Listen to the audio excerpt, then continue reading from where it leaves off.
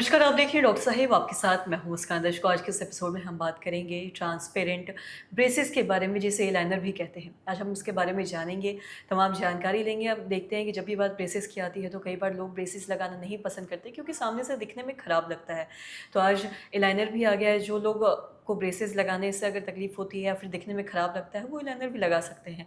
आज हम इसी बारे में तमाम जानकारी लेंगे और ये जानेंगे कि ए लाइनर लगाना कितना सही है या गलत है, साथ ही क्या इसके एक्सपेंस आते हैं और साथ ही कब लगवाने की ज़रूरत पड़ती है ब्रेसेस को या फिर लाइनर्स को। इसके बारे में तमाम जानकारी लेने के लिए आज हमारे साथ मौजूद है बिहार के जाने-माने डेंटिस्ट डॉक्टर रोशन भट्ट। सर नमस्कार, बहुत-बहुत स्वागत है आपका। नमस्कार, धन्यवाद। सर, अगर हम बात करें ब्रेसेस के बारे में तो देखते हैं कई बार जब भी बात ब्रेसेस की आती है तो बहुत लोग ब्रेसेस लगवाने से बचते हैं क्योंकि दिखने में ख़राब लगता है।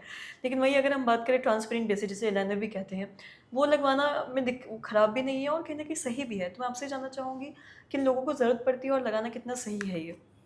सबसे पहले तो मैं बताऊं कि आदमी ब्रेसेस लगाते हैं इसलिए क्योंकि उनके दांत थोड़े से अच्छे हो जाएं, अलाइन हो जाएं। चूँकि उन्हें लगता है कि जब वो हंसते हैं तो बहुत अच्छा उनका स्माइल नहीं लगता है। तो शुरू से जब इस ट्रीटमेंट को हम लोग ऑर्थोडोंटिक ट्रीटमेंट करते हैं तो शुरू से एक ब्रेसेस की परंपरा चली आ रही थी। ब्रेसेस में क्या होते हैं कि स्टील के या फिर उससे थोड़े जब अपग्रेड हुए तो सिरामिक के ब्रेसेस लगे। तो ये परंपरा तो शुरू से चलती आ रही है ना कि जो चीज़ें थोड़ी सी अच्छी नहीं लग रही हैं हम उसको और अपग्रेड करें, दिखने में अच्छा लगे, क्योंकि अल्टीमेटली लोग दिखने के लिए ही इस चीज़ों को यूज करते हैं या लगाते हैं। अभी aligner is a recent advancement in orthodontic treatment, जिससे कि हम बिना ब्रेसेस के जैसे आप समझिए कि रिटेनर पहले हम लोग देते थे तो उसी तरह की चीज़ें हम अलाइनर में यूज करते हैं। इसकी एक अलग तकनीक है।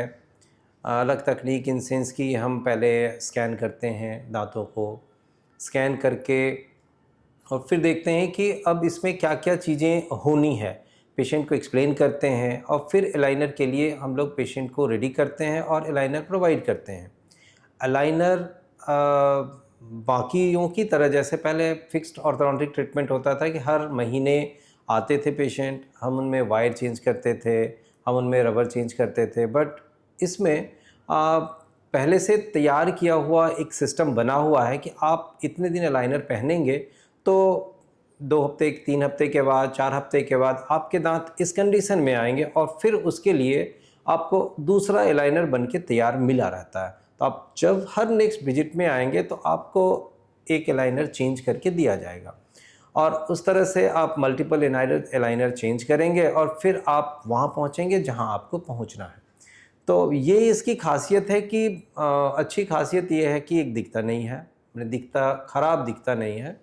और दूसरी अच्छी चीज़ क्या है कि ये हमेशा बांध के आप को रखना नहीं होता है।